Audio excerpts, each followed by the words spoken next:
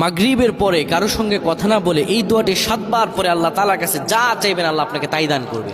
অভাবে আছেন, ঋণগ্রস্ত আছেন, মাথায় টেনশন, ঋণের বোঝা, বাড়িতে থাকতে পারতেছেন না, আল্লাহ সব আপনার পেরেশানি দূর করে দেবে ইনশাআল্লাহ। যদি আপনি আমলটি করতে পারেন, আমল মানুষের জীবন বদলিয়ে দেয়, আমল মানুষের জীবনকে পরিবর্তন করে দেয়। আল্লাহ তাআলা আপনার সব দোয়া কবুল করে নেবেন ইনশাআল্লাহ।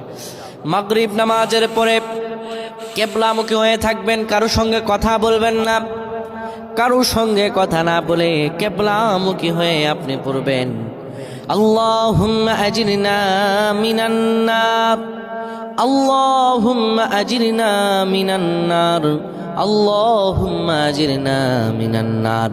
যদি এটি আপনি মাগরিব নামাজের পরে কারোর সঙ্গে কথা না বলে পড়ে 7 বার পরে দুটি হাত তুলে আল্লাহর কাছে দোয়া করেন, আল্লাহ জাহান্নামের আগুন থেকেও বাঁচাবেন এবং আল্লাহ আপনার সব দোয়াগুলো কবুল আর মঞ্জুর করে নেবেন। আল্লাহুম্মা আমিন।